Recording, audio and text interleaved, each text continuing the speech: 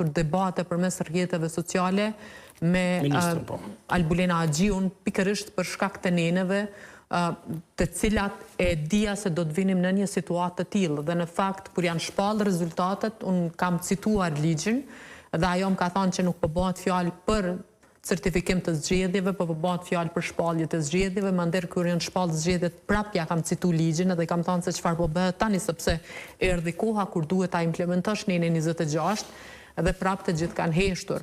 Këta për më tepër deklarojnë se kanë deponuar diku dorëheqje. Qysh ka mundësi që ne të jemi bllokuesit, kur këta thonë që ne jemi dorëhequr, i kemi dorëzuar dorëheqjet, por thjesht refuzojnë që të njëjtat t'i dorëzojnë administratës së kuvendit.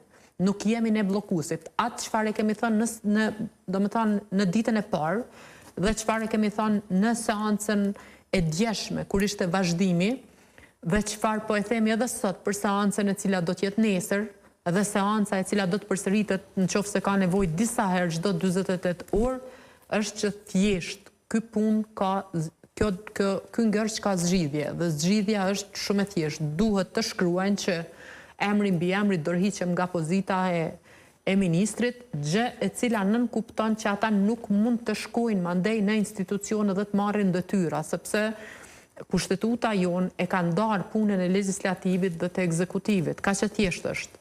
Nuk mund ne që të bëhemi. Do të thonë, ajo çfarë po na kërkohet, po e përsëris edhe një herë, është që të shkelim kushtetutën dhe ligjen e Republikës së Kosovës dhe një gjë të tillë nuk do e bëjmë, të paktën jo me vetdije. Ka pas interpretime e Zonia Bajramit që ju po refuzoni ta merrni detyrën që ka ngarkuar populli. Këtë rast për partitë të cilat nuk e kanë fituar shumicën. Po tani interpretime mund të ketë nga më të ndryshmet. Ajo çfarë e dim, do të thonë ne të gjithë dim të lexojmë, të paktën ne që po i diskutojmë këto gjëra, dim të lexojmë dhe lexoni nenën 26 të ligjit për qeverinë dhe ai ju tregon se për çfarë po bëhet fjalë, merreni nenën 72 dhe ai riferohet pikërisht këtij ligji. Nuk kemi shpikur asgjë, nuk është e vërtetë që po refuzojmë.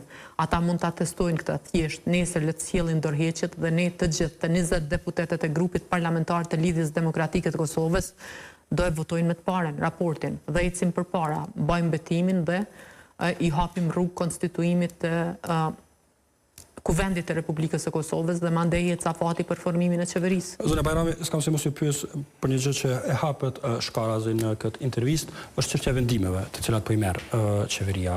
U emërua të zëmë drejtori i doganës edhe për 4 vjet të tjera që konsiderohet prej vendimeve të rëndësishme, po ashtu ka pasur disa vendime të tjera. Si konsideroni vendimet e marra nga një qeveri që është e dorëhequr apo në detyrë, vendimet e këtij niveli, pra që nuk janë këtë teknikalitete për dëshmërisë të funksionimit të institucioneve? Absolutisht janë shkelje ligjore, sepse prapë e them, nëse zgaboj është neni 31 i ligjit për qeverinë e Republikës së Kosovës, ku tregon se cilat janë faktikisht kufizimet e një qeverie në detyrë dhe flet pikërisht për këtë, domethënë flet për kufizimin e emërimit të personave në pozitat e larta.